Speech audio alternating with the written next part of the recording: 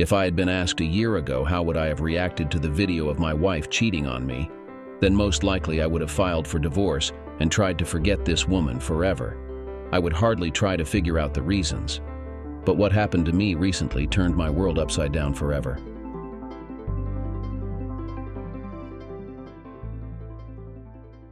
I didn't believe it myself, at least not initially.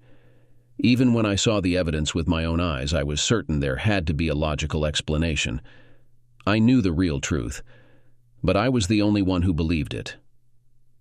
I don't remember much of what happened that night, except that Kevin had a formal send-off from the carefree life of a single man to the bonds of wedded bliss.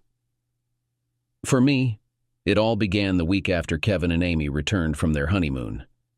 4 months later, it still hadn't ended. Kate was determined to exact her revenge on me, no matter the cost. In a court of law, I would have pleaded guilty as charged, but I would also have thrown myself on the mercy of the court. Even some criminals receive amnesty if they cooperate and do whatever is necessary to make amends for their crimes. Didn't I deserve the same treatment?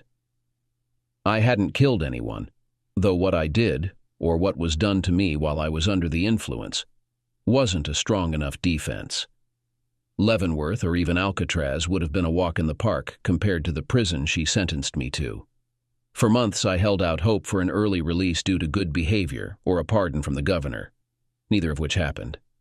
I was facing life without parole unless I could persuade the prosecutor to drop the charges, but she wouldn't listen. So I made my own deal and escaped. I was now free. Or was I really free, and even if I was, at what cost? We had reserved a few rooms at the hotel. None of us were driving anywhere that night. With an open bar in the party room we rented, the alcohol flowed freely, and just 2 hours into the night I'd already surpassed my usual limit.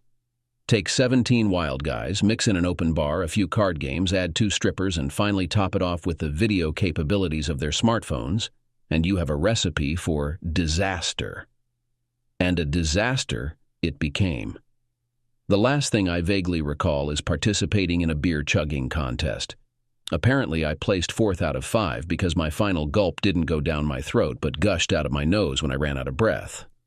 I've never been much of a drinker, and I know for sure that I vomited at some point during the evening, though my memory of that is quite hazy. When the party ended, someone must have poured me into one of the beds, as I woke up the next morning lying flat on my back in one of the rooms. For a brief moment I thought I was dead, or wished I was, given how painful it was to even blink, let alone breathe. The groom-to-be was still passed out on the bed next to me, and 2 others were sprawled out on the floor. I guess they didn't make it to the other bed last night. It must have been one hell of a party finale. It's a shame I can't remember much of it. I somehow managed to call room service and ordered a couple of pots of black coffee for each room before carefully making my way to the bathroom. It seemed I wasn't the only one who had thrown up. There was vomit in both the toilet and the sink. As for the smell, well, let's just say what's inside a person's stomach should stay there. I cleaned up as best I could, feeling guilty knowing the maid would have to handle the rest. I spent the next 10 minutes in the shower, struggling with the tiniest bar of soap imaginable. After dropping it countless times, I eventually just sat on the tub floor to finish. I flossed and brushed my teeth, but my mouth still tasted awful. I needed a lot of coffee. One by one, the others began to stir, albeit very clumsily. Considering last night's events, it was a miracle they were still breathing, let alone standing or walking. No one spoke. I wasn't even sure they could yet. After 2 pots of coffee and a few bathroom breaks, everyone started to revive. I called the front desk to request a late checkout, and the receptionist laughed, saying she had already granted us one. She even asked if we needed any body bags sent up. Apparently, we had made quite an impression. Fortunately, I had brought clean clothes. Most of the others hadn't and were regretting it this morning. Kevin was still out cold, so I checked his pulse to make sure he was alive. It was faint and slow, but he'd make it to his wedding next Saturday. An ice-cold washcloth on his forehead jolted him awake like a defibrillator. "Guys, we have to be out of here in an hour, so I suggest we get moving," I announced. Gary puked once more in the toilet, while David stood motionless, staring out the window with a cup of coffee. Kevin finally sat up and placed the washcloth on the back of his neck. He refused coffee but thankfully used the mouthwash. It was my responsibility to get him back to his apartment this morning. 15 minutes later, I checked on the other 3 rooms, finding similar scenes of near-death experiences. Everyone was finally up and moving, albeit slowly and unsteadily. On our way out, I slipped the housekeeper a couple of 20s and apologized. In the car, I left my window down, watching Kevin buckle his seatbelt, close his eyes, and fall back asleep. I just prayed he wouldn't get sick in my car. At 32, Kevin was the last member of our group to finally get married. He and Amy had been together for 3 years, living together for 2, when he unexpectedly proposed to her. His only explanation was, "It was time." Instead of hosting a grand formal event, they opted for a small, intimate wedding with only immediate family and close friends. They decided it was wiser to spend the money on a down payment for a charming house they had their eyes on, rather than on an extravagant wedding. They were ready to move forward in life together. Amy told Kevin to let loose at his bachelor party, because in 7 days, he would be hers forever. She wasn't fond of drinking, banned smoking in their apartment, and was determined to keep her confirmed bachelor in line after the wedding. So Kevin was given 1 night to blow off steam, and he certainly did.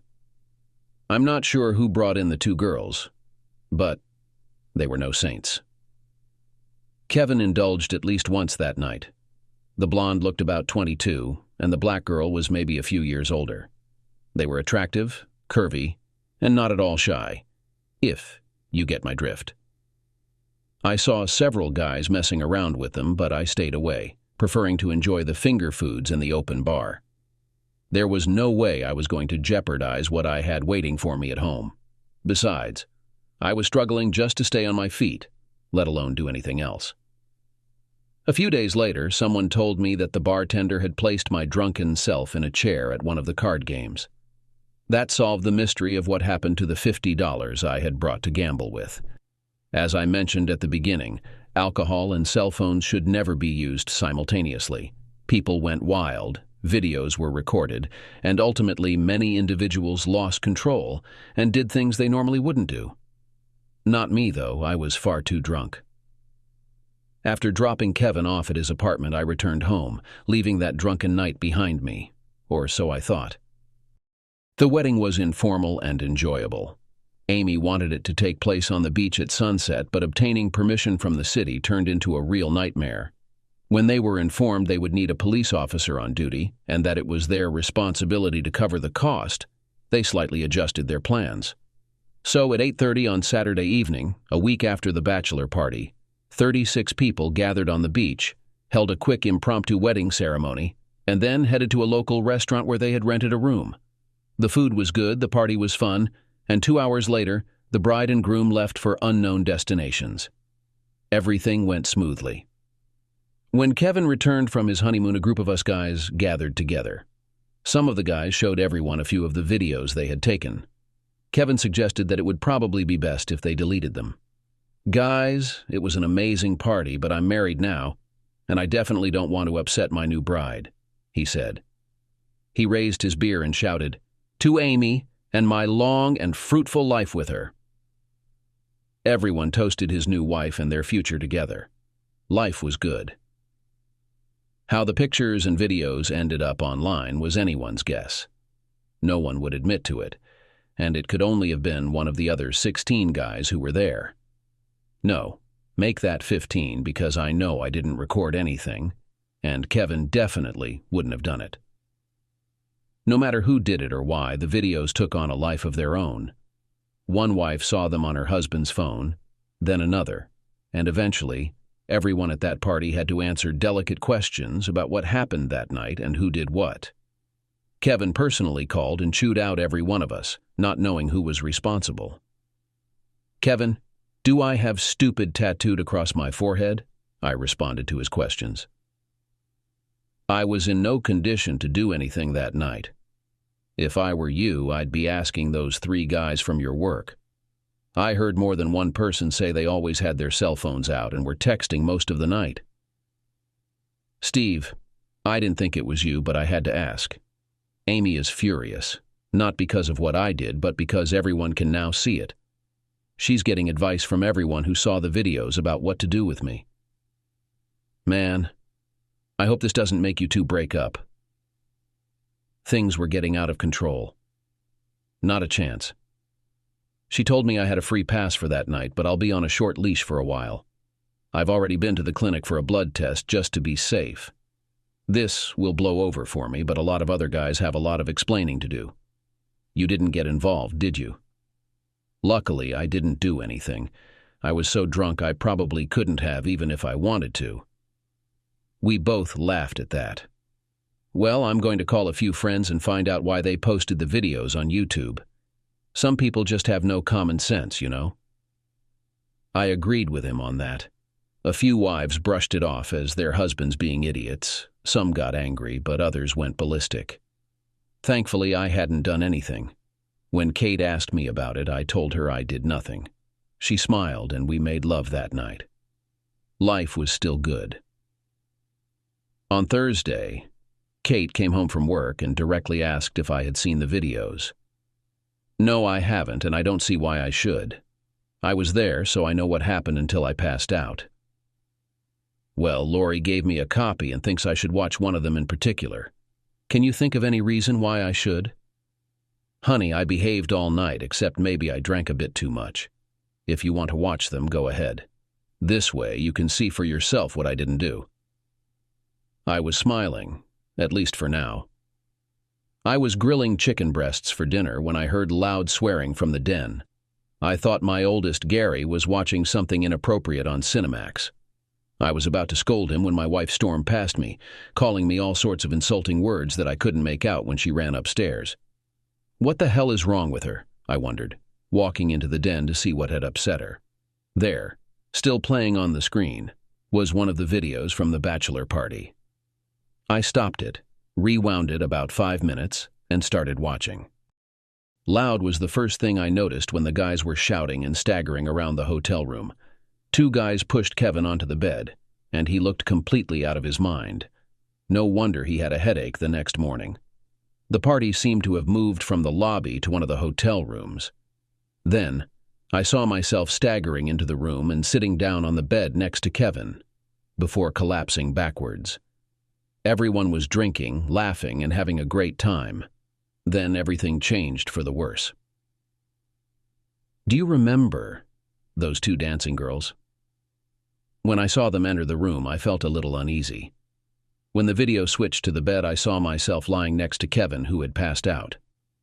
I must have been in a semi-conscious state too, or completely unconscious, because I didn't move at all. Then I saw how the blonde began to make Kevin feel good. My mind began to process the scene in front of me. Why did Kate react so violently to what Kevin was doing? After all, this was his last night of freedom, wasn't it? I asked myself a question. Then it became clear why she hurried upstairs. My eyes were glued to the screen when the woman sat down next to me and began to do the same. I paused the video, rewound it, and watched it twice more in disbelief. The camera zoomed around the room amid laughter before the screen went blank.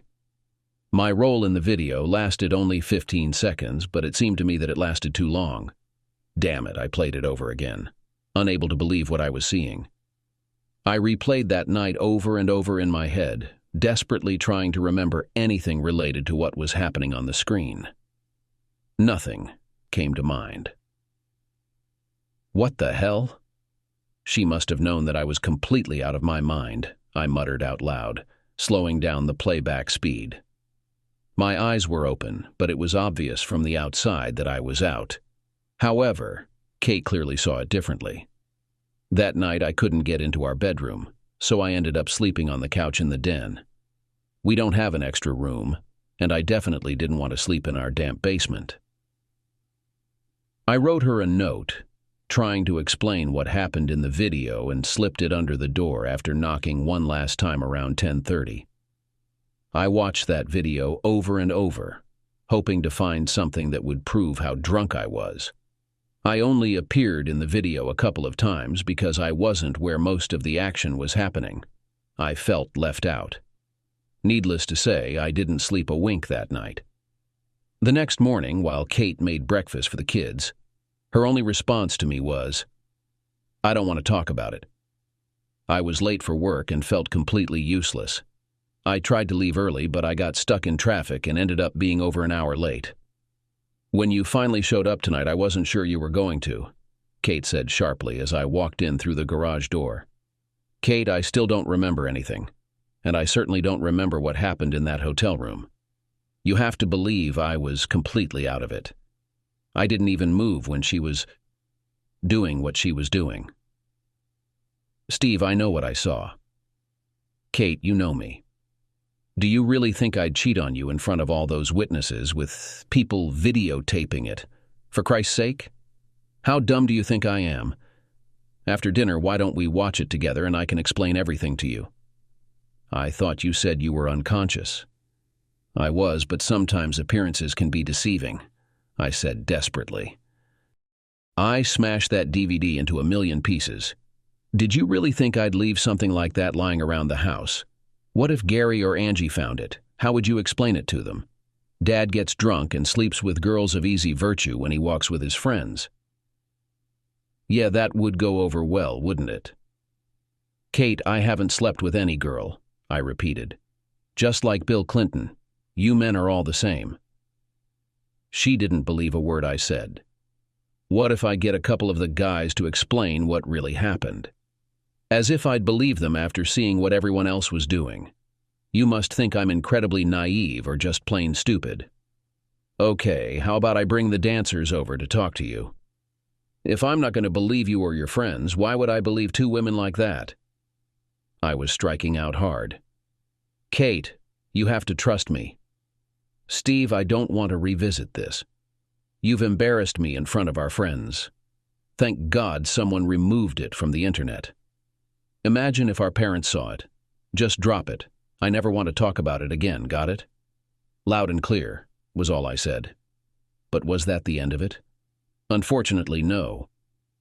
That night, as she was getting ready for bed, I walked in and started changing. "What are you doing here?" "What do you mean? This is my place." "No. I mean, why are you in our bedroom?" "Going to bed? What does it look like?" "Here?" She shot back immediately. "Yes, this is my bedroom too. If you don't want me here, you can sleep in the den."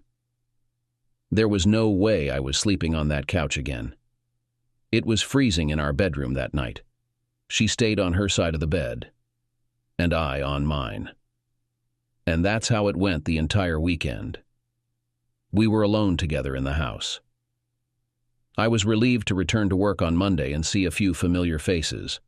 I caught up with some friends and learned that several husbands were in trouble, with a couple even banished from their homes, now staying in motels. I knew they had both crossed a line with other women and were facing the consequences. As for me, I hadn't done anything willingly wrong. I continued to maintain my innocence to some extent, despite facing criticism more than once. I refused to back down.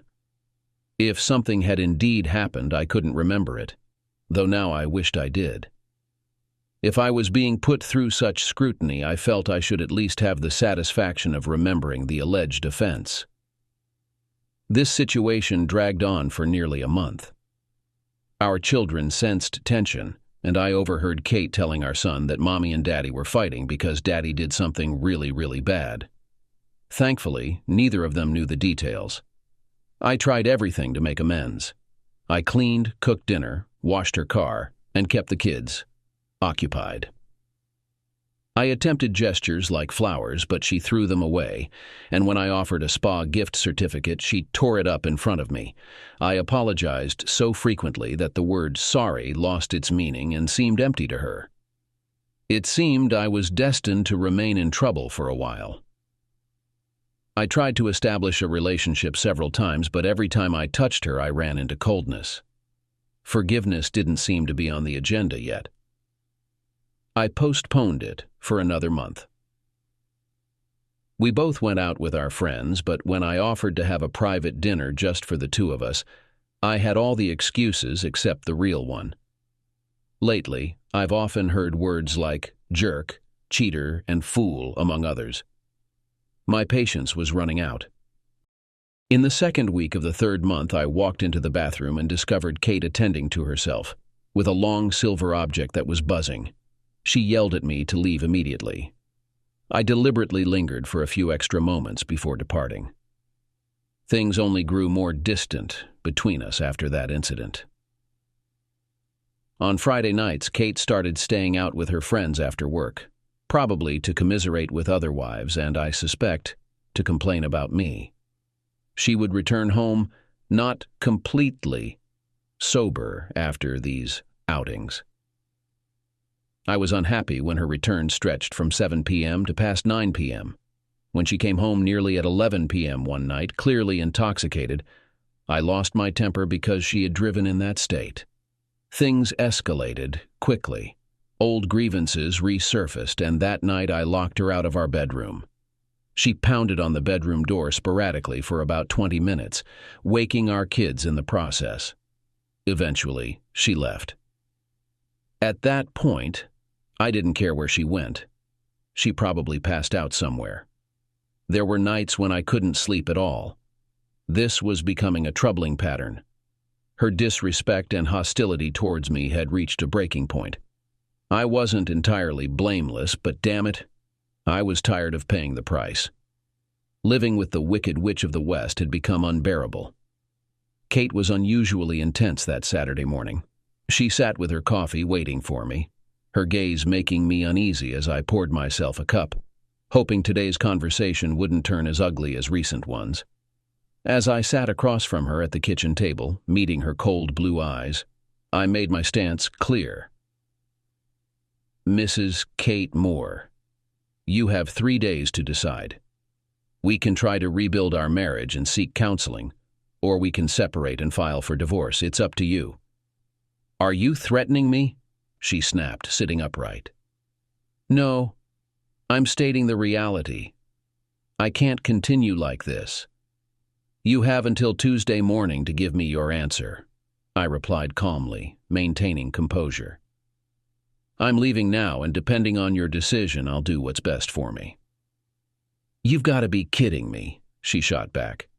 After everything, now you're giving me ultimatums?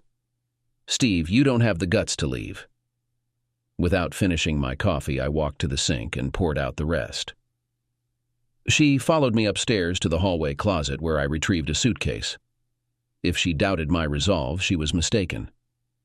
Dropping it onto the bed, I packed 2 sets of work clothes and a few casual outfits for the weekend. I gathered my shaver, deodorant, and other toiletries, placed them on top, and closed the suitcase. She stood there, speechless, mouth agape. As I carried the suitcase downstairs, I noticed my daughter and son watching us.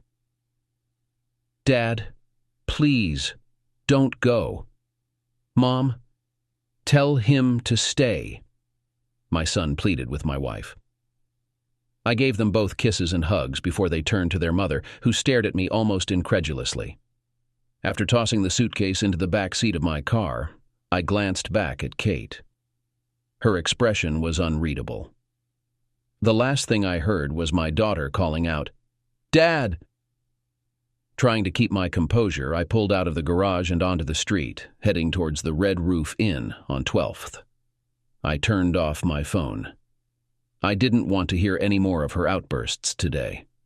The rest of the day was spent in my room, nursing a few drinks, watching college football, and feeling sorry for myself. I was right, wasn't I? Drifting off after a few too many drinks, I missed dinner. It was nearly 9:30 the next morning when I finally woke up. I needed a shower and something in my stomach. I began to doubt my decisions. They say talking solves problems, but we weren't even arguing anymore. We shared a house and a bed, yet we were apart. Did I overreact? Perhaps I should have given her more time, but after enduring 4 months of agony, I was done. I wanted an answer immediately, even though I knew I probably wouldn't like it. She knew what she wanted, or had 72 hours to decide. I devoured everything at the breakfast buffet, indulging in all the things I knew were bad for me, even going back for seconds on bacon and sausage. It helped me feel somewhat normal again. Glancing at my phone, I considered turning it on, but decided to wait a few more hours. My parents knew about our issues, and despite my efforts to downplay them, my dad saw through it. One Sunday, he finally caught me outside, and I spilled everything. The video. My side of the story. "I'm glad it's you dealing with this, not me. Your mother would have castrated me before sunrise," he chuckled. I tried to laugh, but it wasn't funny anymore. "Kate will let you stew for a couple of weeks and then forgive you. If that's the worst mistake you make, count yourself lucky. Your mother always fell for flowers, or failing that, chocolate and a new charm for her bracelet." How mistaken he was. Now, I've moved out and am pondering my next step. Correction. Kate holds the cards now, and all I can do is wait. But I know I can't wait much longer. When I finally turned my cell phone back on, there were 2 missed calls from my son, but nothing from Kate. Was I concerned? Absolutely. Maybe she thought I was just bluffing, and to be honest, maybe I was a bit. We needed to break this deadlock and move forward. Or should I say, back to where we used to be. Sunday turned out to be the most stressful and boring day of my married life so far. I was tired of football, and with work looming the next day, getting drunk wasn't an option. So I vegetated, made a few notes on how I thought we could return to happier times, and went to bed early. Thankfully, Monday arrived. I was grateful to be busy because I would have gone crazy with nothing to do. I threw myself into work, skipping lunch altogether. I was still going strong when my boss finally insisted I leave and go home to my wonderful wife. But that wasn't going to happen. Not that night anyway. A couple of colleagues invited me for a drink after work. For the first time in years, I accepted. We had a great time. Had a few drinks and even stopped for dinner. It was almost 8 o'clock by the time I got back to my hotel room. I flicked through the channels on cable, but nothing caught my interest. Tomorrow was the day I would find out where things stood with Kate, and I had no idea what to expect. I checked my phone again. Still no message from her. If she wanted to make me sweat, she was succeeding. Once again, sleep eluded me as I glanced at the bedside clock nearly every hour. By 5:30, I was awake, freshened up, and ready. Despite having to earn a living, work was the furthest thing from my mind. Downstairs, I enjoyed a hearty breakfast and several cups of coffee at the restaurant. With my cell phone turned on, I waited. 7 o'clock passed without incident. By 7:30, I had checked out of the motel and headed to work, though my focus lasted only half a day. I glanced at my phone twice that morning, but no calls came through. What was the point of carrying this damn cell phone anyway? The only calls I received were from my kids. Frustrated and stewing over Kate's games, I left work early, drove aimlessly, and began sketching out plans to move forward on my own. Initially, she seemed to see herself as the victim in this mess, but now I felt like a pawn and disliked it intensely. After briefly shutting down mentally, I resolved that I could play games too. My first stop was the bank where we held our accounts. I withdrew 3/4 of our savings and checking, along with 3 $2,000 certificates of deposit from our safety deposit box. I opened a new bank account solely in my name. If she wanted to play games, then let the games begin. With Kate at work and the kids at school, the house was empty when I returned. Though I'd only been gone for 3 days, everything looked unchanged, even our meticulously kept bedroom. Discovering her assortment of toys and lubricants, I briefly considered tampering with them using some icy hot meant for sore muscles, but thought better of it. Instead, I packed 2 more suitcases with clothes I'd need for the week ahead, leaving my closet and dresser drawers slightly ajar so she'd know I'd been there. I considered leaving my wedding ring stuck to the kitchen counter with a butcher knife to get her attention, but I knew it would escalate things too much. Plus, I'd have to pay for repairs, which wasn't worth it. Instead, I took my house keys and left. I found a motel nearer to work, checked in, and waited. Around 6:15, I received 2 hang-up calls and a hostile text message. "You withdrew all our money from the bank. Call me." I decided not to return her calls. Now I was the one feeling defensive. I had been trying to communicate with her for months, only to be ignored. It seemed money mattered more to her than our relationship. Kate texted me several more times that Tuesday night, but I didn't respond to any of them. Maybe she needed to experience what it was like to be ignored. I slept soundly that night and treated myself to a breakfast at Denny's before heading to work. Games like this are for kids, not adults. Or at least, they shouldn't be. Kate's barrage of calls, emails to my workplace, and text messages were relentless. I knew the kids would be home from school by 4, so I called them at 4:15 and spoke to both of them. "Dad, I'm not sure what you did, but Mom's really upset with you. I haven't seen her this angry since you brought home that plasma TV." I chuckled, though neither of them found it funny. "Are you guys going to get divorced?" Angie, my daughter, asked, catching me off guard for once. "I hope not," was all I could muster.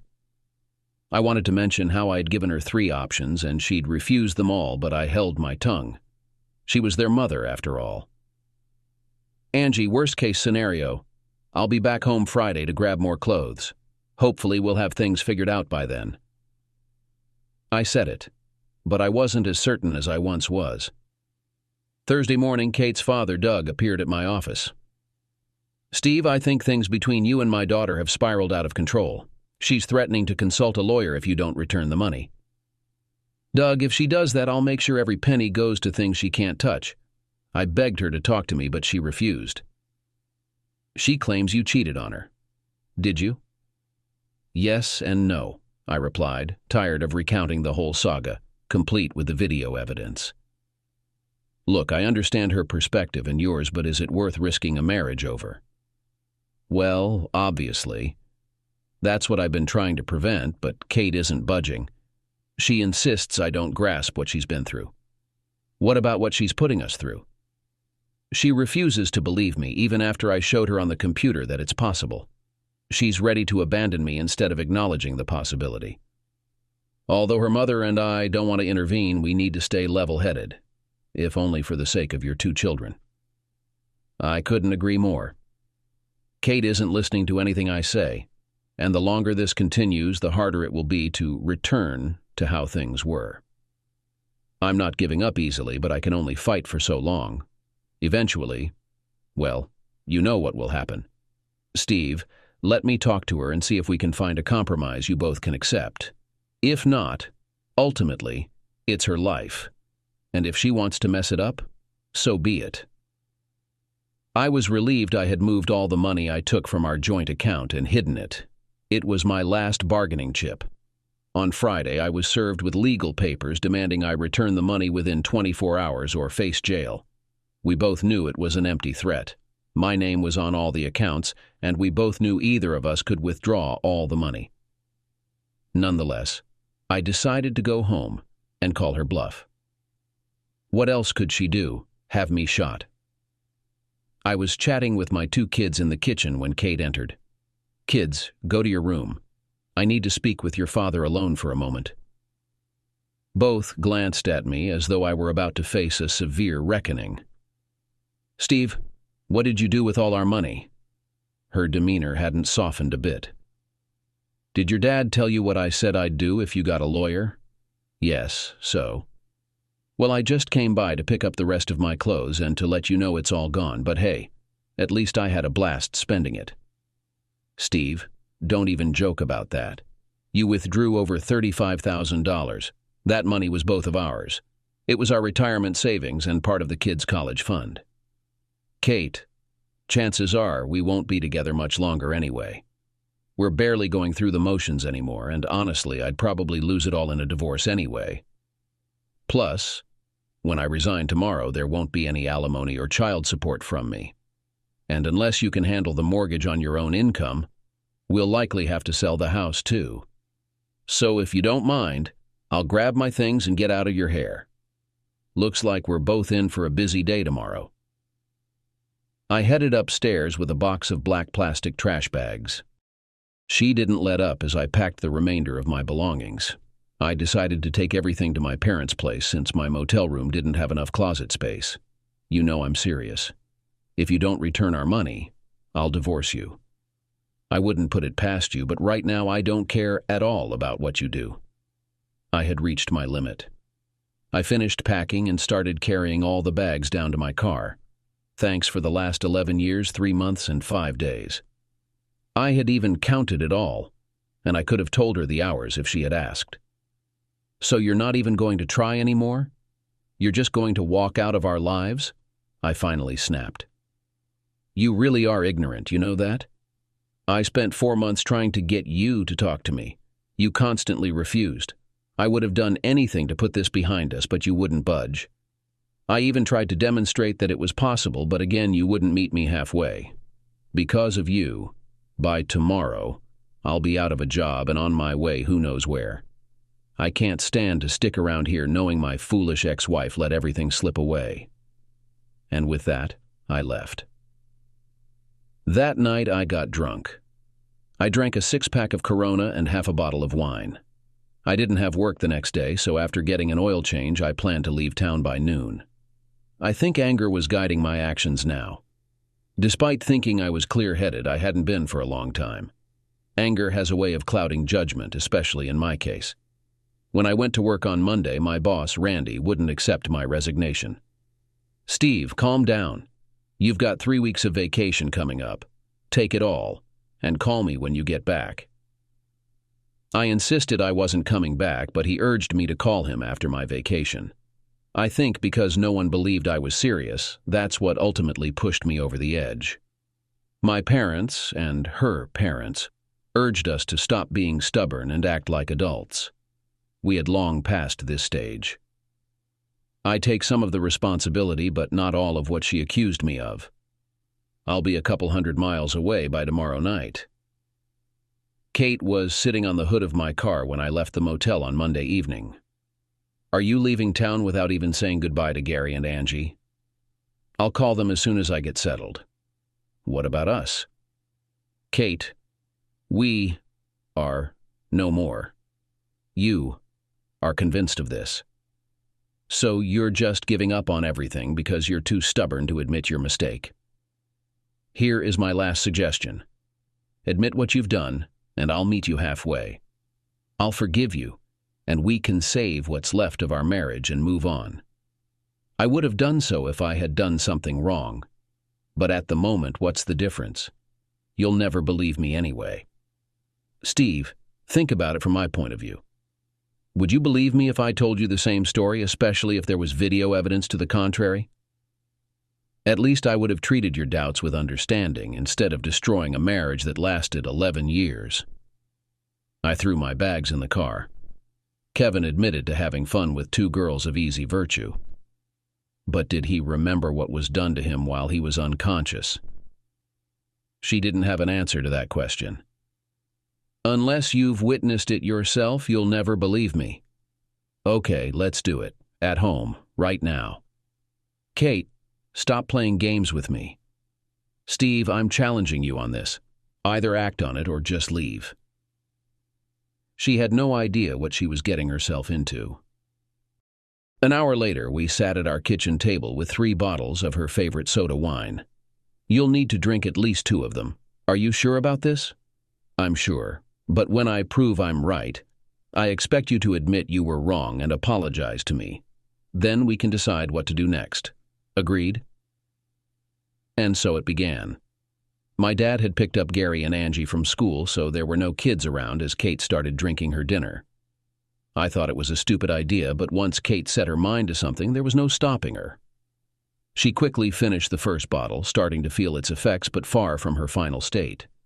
By the time she reached 1.5 bottles, she became overly cheerful and began apologizing, admitting she'd been difficult.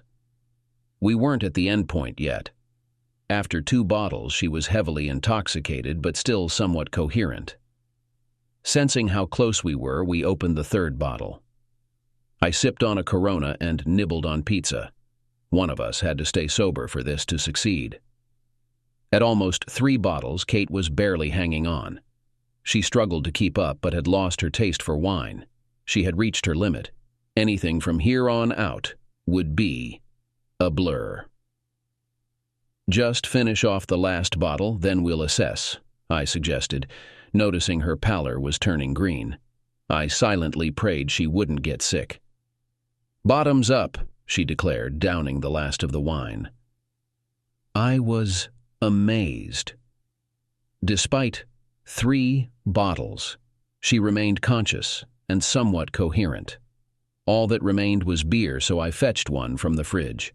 When I returned, she had already slumped over the kitchen table. It was a stupid thing to do. She risked alcohol poisoning just to prove the futility of the argument. I knew it was true, but she refused to accept it. I took her upstairs to our bedroom.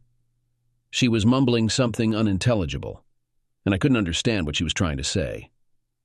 I put her to bed, where she almost fell asleep, probably on the verge of losing consciousness. I settled our bet the only way she could. I made love to her not once, but twice. Finally, I wrote a detailed note on her stomach in black marker explaining in detail what had happened. I kissed her, expressed my love, and left. I knew she wouldn't remember any of this, but I had to leave. Without our previous trust, only an empty shell remains of the previous good relations. I only took enough money to survive temporarily and gave the rest to my dad for Kate. Stubborn as I am, I'm not heartless. I had no idea where I was headed next, just desperate to leave and start anew, a life that currently felt miserable. You haven't truly experienced winter until you've worked on an oil pipeline in Fargo, North Dakota, in January. It's brutally cold, the wind never lets up, and unless you enjoy ice fishing or snowmobiling, there's not much else to do. Sometimes it's not about what you know, but who you know. My office skills are no different from countless others, so finding another job wasn't likely.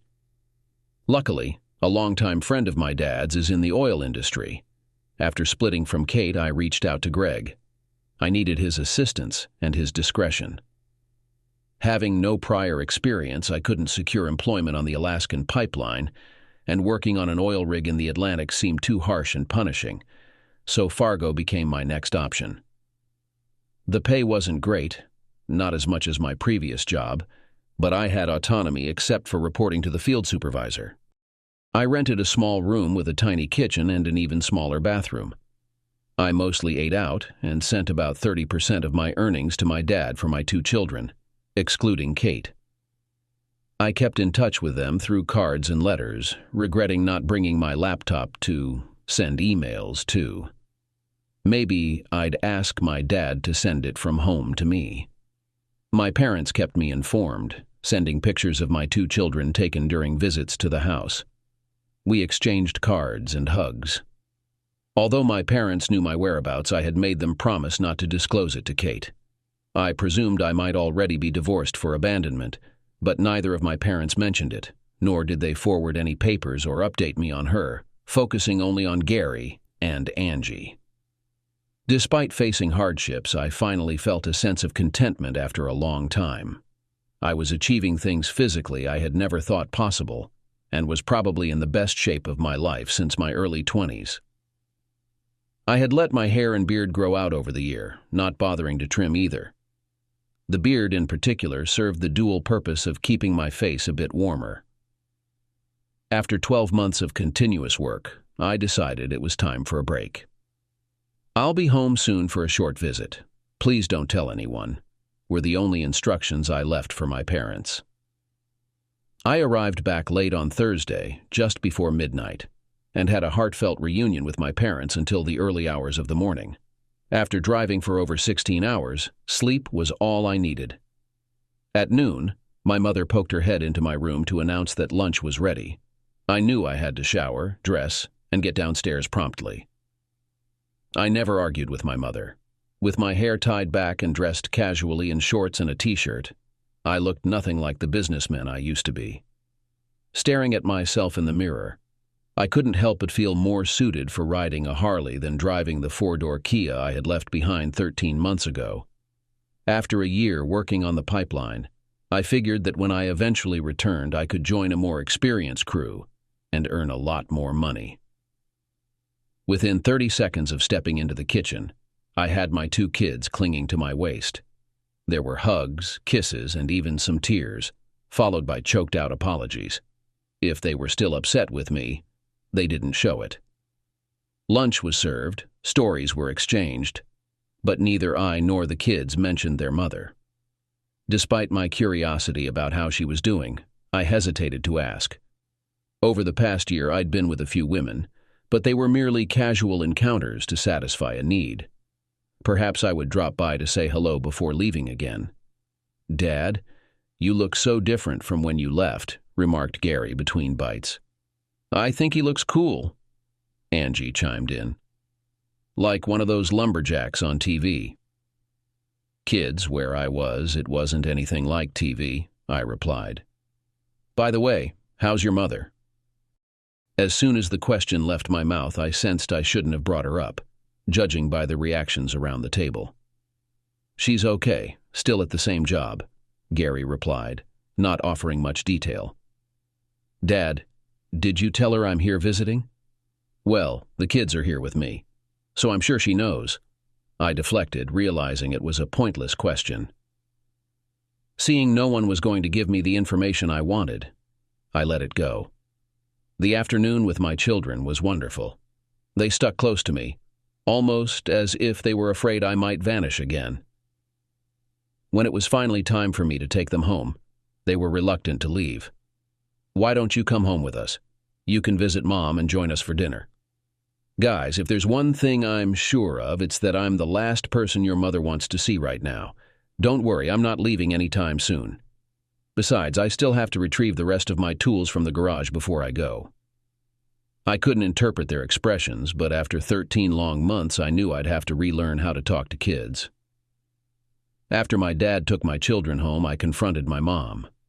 "Mom, seriously, how are they doing?" "They've been tense for a while, and there was plenty of anger to go around. Your dad was in everyone's bad books for months. Eventually, they realized it wasn't all your fault. Kate took it pretty hard, though." "Good. Stephen Moore, what a terrible thing to say." My mother scolded me, giving me a stern look. "Mom, it didn't have to be like this. She just wouldn't cut me any slack. She's the one who pushed me away. I feel sorry for my kids, not for Kate." My mom shot me a disapproving glance.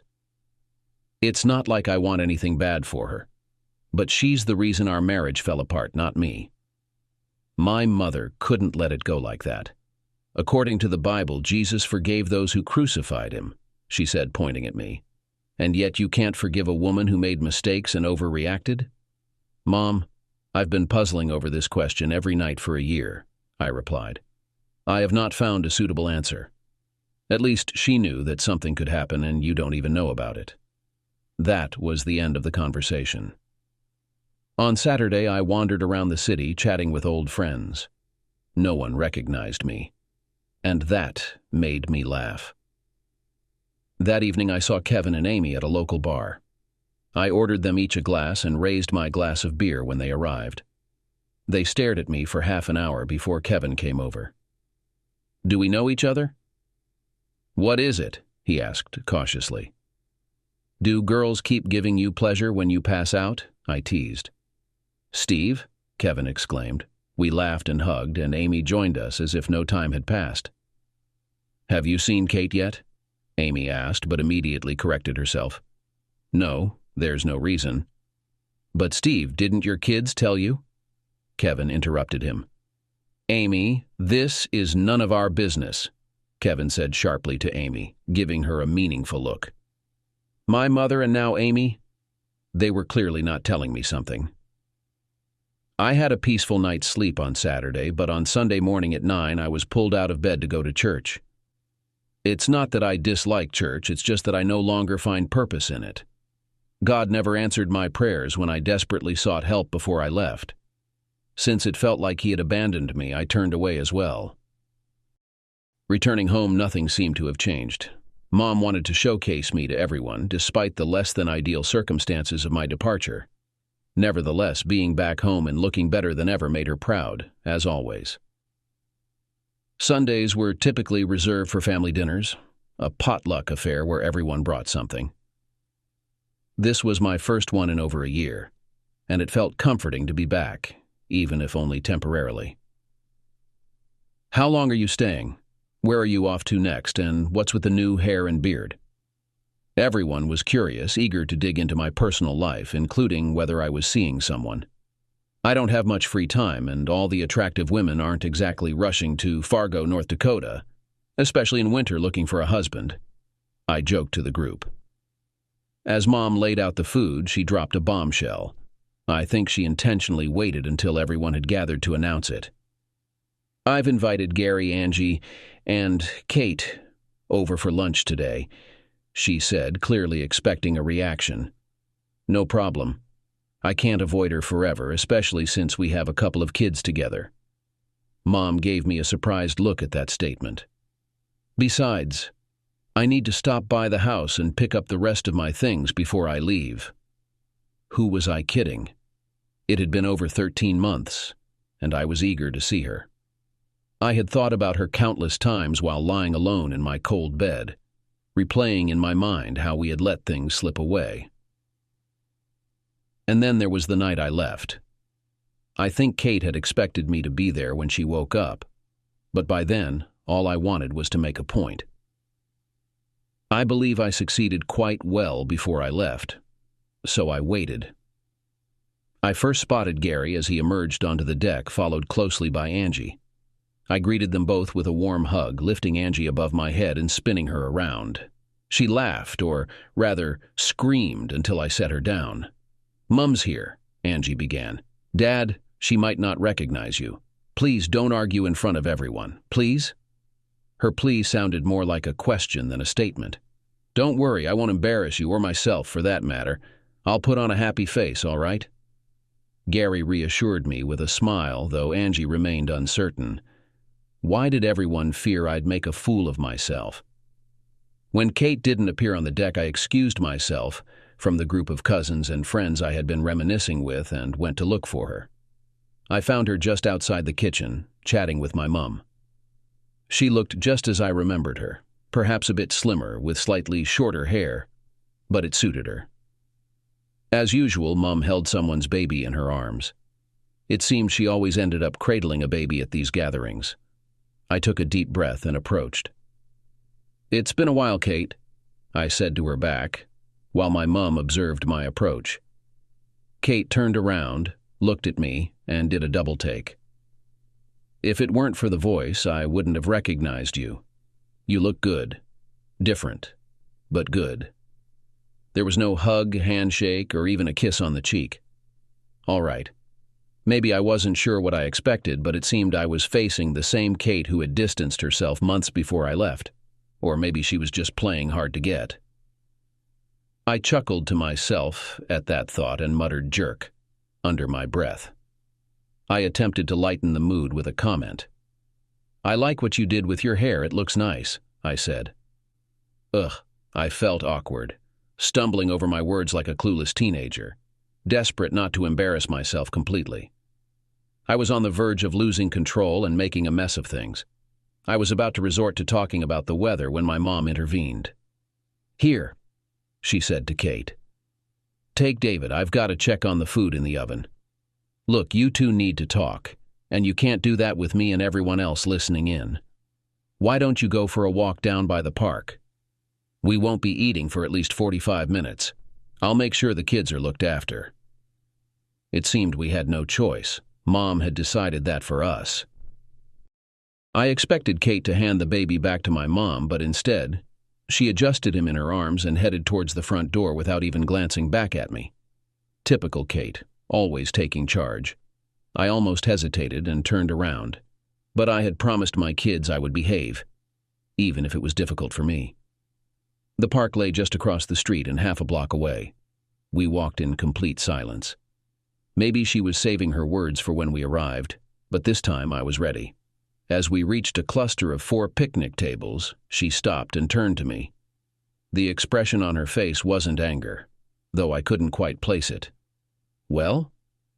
"Well, what?" I asked. "What do you mean, well, what?" she shot back. "You disappeared in the middle of the night almost 14 months ago without a single word, and now you have nothing to say? How about sorry? Do you have any idea what your leaving did to the kids? They cried for days. I understand you were angry with me, but to hurt them like that was unforgivable." She wasn't holding back. "I'm glad you lied about the money. You were right. We would have lost the house. Steve, aren't you even a little sorry?" I knew I had to respond to that question, and I had rehearsed my answer 1,000 times over. "Are you? Are you regretful for making my life unbearable? Are you remorseful about destroying what used to be a strong marriage?" "Your attitude hasn't changed, and honestly, no, I don't regret leaving." "Good. I was afraid you were going to back down." That surprised me. I guess I may have gone too far. Too far. Kate, you were incredibly harsh. Okay, maybe I was, but you weren't innocent either. Look, I don't want to dwell on the past. It's behind us. We can't change it. Somehow things went completely wrong, with you making it clear you were finished with me. Steve, don't twist my words. I never said that. All I said was I didn't believe your version of what happened that night. Wow, Kate. Is that all you've got to say? I chuckled. But I have to give it to you. I never imagined you could handle those 3 bottles.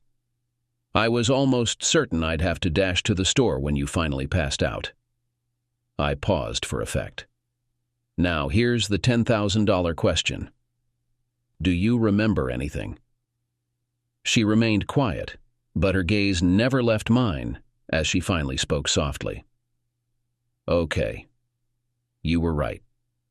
I wouldn't have believed it, but you've proven your point. Boy, have you ever. Did you really have to write your Dear Kate note on my stomach with that permanent black marker? First off, your 2 kids saw it before I did the next morning because I was still asleep when they got home. Secondly, I couldn't even read what you wrote, even in the mirror, so I had to use 2 mirrors. I grinned. The thought of Kate trying to decipher my message gave me a little extra amusement. Don't look so pleased with yourself, because I've saved the best for last, Mr. High and Mighty. You were right. I didn't remember anything after the 2nd bottle. I figured out what happened pretty quickly the next morning, but by then you were long gone. Judging by my state, you seemed to have had a good time. Now it was her turn to smile. Did I respond at all that night?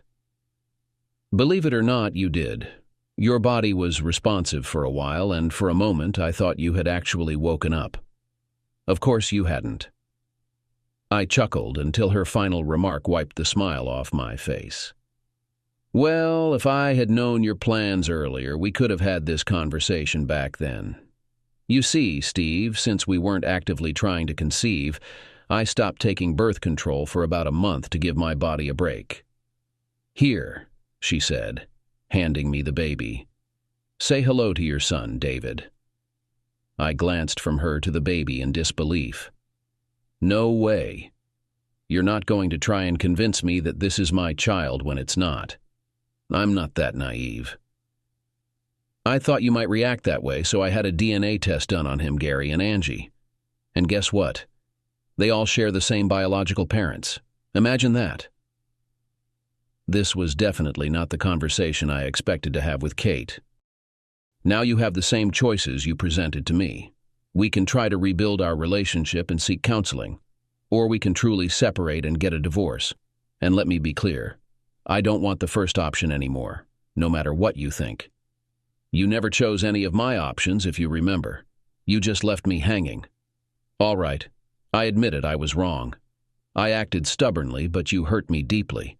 You embarrassed me in front of all our friends and then denied everything, even when I saw it with my own eyes. Do you realize that Stag Party led to 3 divorces, directly or indirectly? And that doesn't count our separation. I'm giving you the same choices and the same 3 days you gave me. I only hope you make a better decision than I did. Anyway, we should head back before they organize a search party. With David cradled in my arms, we began our walk back. Who else knows about this? I asked. Everyone does. Just think about it, Steve.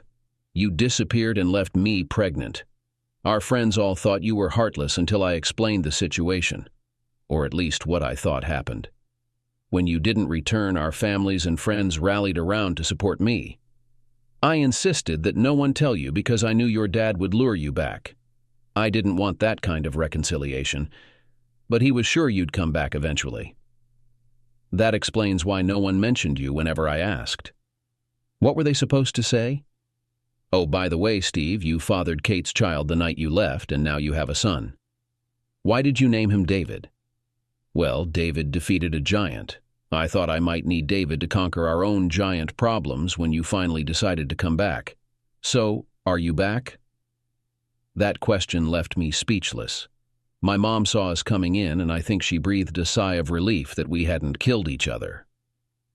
She walked over, took David from me, and told me I'd have plenty of time to bond with my son later. Why don't you two go eat something before it's all gone? We spent the rest of the afternoon watching each other, never finding a moment alone to talk again. Dad, are you mad at Mom? Angie asked, pulling up a chair beside mine. Gary and I wanted to tell you, but they wouldn't let us. You'll like David. He's a good baby, hardly cries. She pleaded her case desperately. I'm not angry at David. How can you be mad at a baby? Kate, on the other hand, was a different story. By 4 o'clock, brunch was over. Everyone said their goodbyes, unsure if they would see me again. Kate mentioned she had a million things to do at home and had to leave. The kiss and hug Kate gave me were the first willingly she had offered in almost 17 months, since the time we were last in love and together. Remember, you have 3 days. I wondered if my words had sounded as harsh and unfeeling when I said them to her back then. I escorted them all to her car and received another peck for my trouble. My kids' eyes were wide with anticipation, perhaps hoping to see me again tomorrow. Well, how did it go? My mother asked, pausing her activity for a moment. That was surprising. Is there anything else anyone wants to share? Nope, I think that covers it, my dad replied, wearing a silly smirk. What if I hadn't decided to come back home? Was anyone going to tell me? My dad stopped folding the bridge chairs and turned to face me. We probably would have had to do this eventually, he said. We were hoping you'd come back on your own sooner or later. We just didn't expect it to take this long. He sighed and returned to folding the chairs, clearly displeased with my extended absence. My dear, my mother chimed in. You and Kate have made mistakes, but she loves you, and deep down, I believe you still love her too. You've brought a child into this world amidst your challenges, and that baby deserves better. You're a good man, and I trust you'll make the right choice. It wasn't easy having my mother try to sway my decision to align with hers, but for me the decision wasn't straightforward. I called Kate and requested a week instead of 3 days to make up my mind. Reluctantly, she agreed, her voice betraying her apprehension. I think she sensed I was seriously considering her words. Over the next week, I weighed my options carefully. What I discovered was disheartening. My old job was gone, despite a glowing recommendation from my former boss. In this tough economy, good opportunities were scarce. I had walked away from my previous life, and now both I and my family were paying the price. No one seemed to be hiring, at least not for the kind of job I needed. Without a job, we wouldn't be able to make ends meet. Despite saving 30% and putting away another 20%, our financial cushion wouldn't last long. I felt stuck once again, and the situation was becoming less bearable. Kate and I discussed our options. I spent every spare moment with Gary, Angie, and David, but after a week, I still hadn't figured out my next move. The pressure was mounting as time slipped away. When decision day arrived, I took Kate out to dinner. I had carefully considered all possibilities and sought advice from my parents. Sometimes life just throws too many life sucks days your way. Dinner was pleasant. We even danced to a couple of slow songs in the lounge, avoiding the topic hanging over us. But I could see in her eyes that she wasn't happy. "Enough already. Are you staying or leaving? What the hell are you going to do? Talk to me, for God's sake," she practically shouted. Like I mentioned earlier, winters in Fargo are extremely tough. This year was no different. The new crew chief is preparing me for a foreman's role that will open up in about a year. This promotion will come with a 20% pay raise compared to my current salary. Coupled with the substantial raise I got upon returning, I'm now earning more than I have in a long time. Life isn't a fairy tale, and sometimes things don't go as planned. Sometimes you have to do things not because you want to, but because you know they're the right thing to do.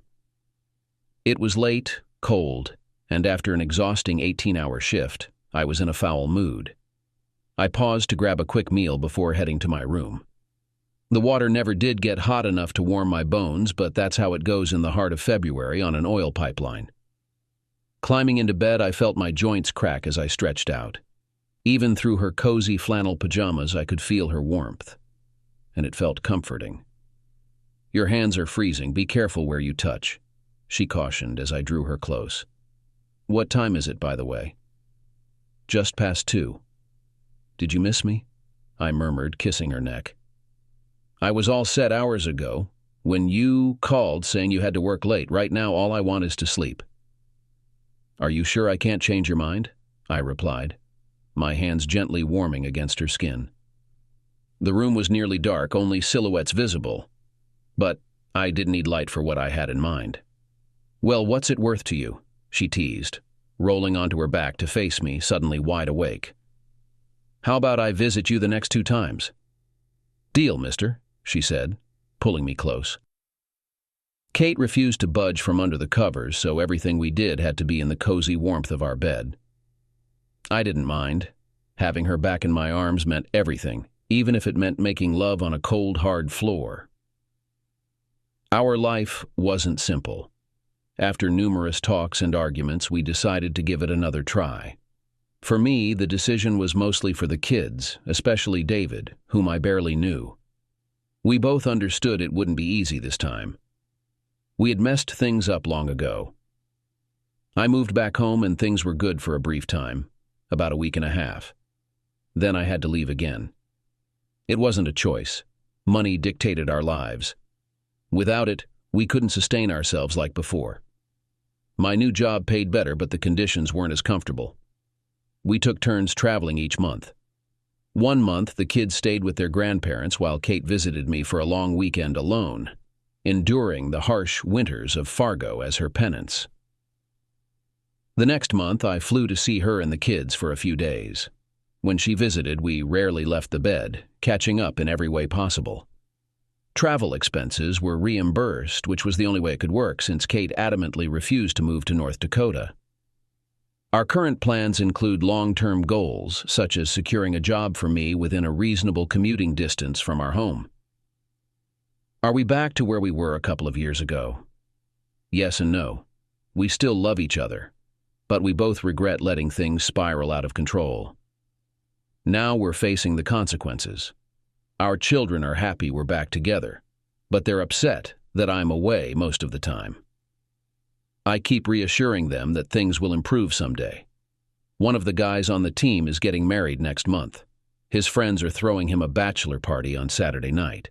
When they asked me for a donation and if I'd attend, I just smiled, gave them $20 and declined. Been there, done that, and now I'm freezing my butt off because of it. Ugh, I hate Fargo.